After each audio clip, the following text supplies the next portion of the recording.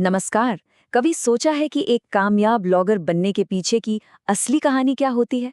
तो आज हम इसी कह सकते हैं रोमांचक दुनिया में गोता लगाने वाले हैं। एक ऐसी दुनिया जिसने हमारे एंटरटेनमेंट की परिभाषा ही बदल दी है।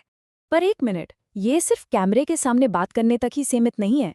नहीं, व्लॉगिंग एक पूरा का पूरा बिजनेस है, एक आर्ट फॉर्म है और साथ ही एक बहुत बड़ी नैतिक जिम्मेदारी भी है। चलिए इस दिलचस्प दुनिया के हर पहलू को थोड़ा करीब से देखते हैं। तो एक कामयाब व्लॉग का सफर आखिर शुरू कहाँ से होता है? एक दमदार आइडिया से। सही सुना, यही है सबसे पहला और सबसे सबसे जरूरी कदम, अपनी एक अलग पहचान और कहानी खोजना। और टॉपिक्स की तो अरे कोई कमी ही नहीं है। मेकअप, गेमिंग, घूमना फिरना, घर सजाना, आप बस नाम लीजिए और टॉपिक हाजिर है। पर सबसे जरूरी बात क्या है? वो ये कि एक ऐसा विषय चुना जाए जिसके लिए दिल में एक जुनून हो, क्योंकि यही जुनून है जो ऑडियंस को आपके चैनल तक खींच कर लाएगा। अब जरा ये उदाहरण देखिए, कितना सिंपल है ना, लेकिन उतना ही असरदार। ये एक स्टूडेंट व्लॉगर अनीसा की स्क्रिप्ट है, जो दर्शकों को फौरन एक अपनेपन का एहसास कराती है। और यही तो day in the life video का असली जादू है। चलो, आइडिया तो मिल गया, पर अब उसे हकीकत में कैसे बदलें? तो अब वक्त है व्लॉगिंग के प्रैक्टिकल साइड पर नजर डालने का। मतलब अब करते हैं काम की बात। और ये बिल्कुल मत सोचिएगा कि शुरू करने के लिए कोई बहुत महंगे महंगे गैजेट्स चाहिए। यूट्यूबर मम्मी अकीम ने अपना सफर सिर्फ एक फोन से शुरू किया था। तो इंतजार किस बात का है? जो भी आपके पास है ना, बस उसी से शुरू हो जाइए। अच्छा, अब जरा ये 3 पॉइंट लाइटिंग सिस्टम देखिए।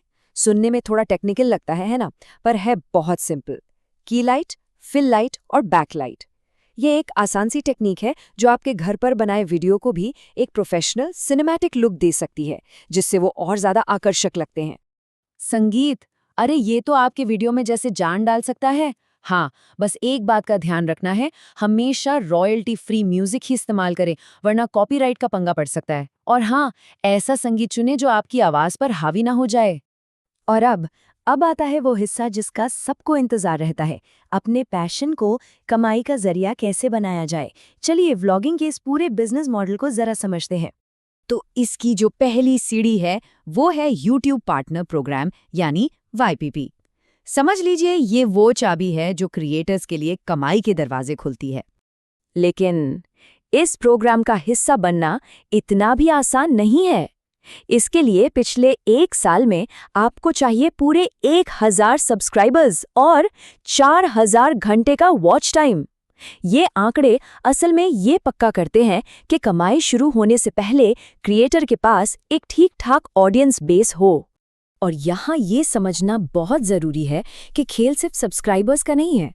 नहीं, व्यूज और वॉच टाइम जैसे आंकड़े आपकी कमाई पर सीधा सीधा असर डालते हैं। मतलब जितना ज्यादा एंगेजमेंट, कमाई की गुंजाइश भी उतनी ही ज्यादा। लेकिन जो समझदार क्रिएटर्स होते हैं ना, वो सिर्फ विज्ञापनों के भरोसे नहीं बैठते। अरे कमाई के और भी कई रास्ते हैं, जैसे चैनल मेंबरशिप, ब्रांड डील्स या फिर अपना सामान बेचना। इससे क्या होता है, एक स्टेबल इनकम बनी रहती है। लेकिन आप बात करते हैं उस पहलू की जो अक्सर इस चकाचौंध के पीछे कहीं छिप जाता है, क्योंकि नाम और पैसे के साथ साथ एक ऐसी कीमत भी चुकानी पड़ती है जो जो दिखाई नहीं देती। एक सवाल है जो हर क्रिएटर को कभी ना कभी परेशान करता है कि जब आपकी अपनी जिंदगी ही आपका कंटेंट बन जाए तब क्या होता है। और यहीं से नैतिक और पर्सनल चैलेंजेस का एक नया दौर शुरू हो जाता है। तो देखिए, एक तरफ हैं कामयाबी के पैमाने, व्यूज, एंगेजमेंट, पैसा, और दूसरी तरफ है इसकी वो छिपी हुई कीमत, फाइनेंशियल प्रेशर, बर्नआउट यानी मानसिक थकावट, और सबसे बड़ी चीज, प्राइवेसी का खत्म हो जाना।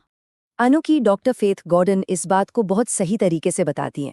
सोचिए, खासकर फैमिली व्लॉगर्स के लिए उनका घर एक शूटिंग सेट बन जाता है और प्राइवेसी बस एक सपना बनकर रह जाती है। और इसका सबसे बुरा असर उन बच्चों पर पड़ता है जिनकी मर्जी जानने का कोई तरीका ही नहीं होता। इसलिए सेफ्टी हमेशा पहले आनी चाहिए।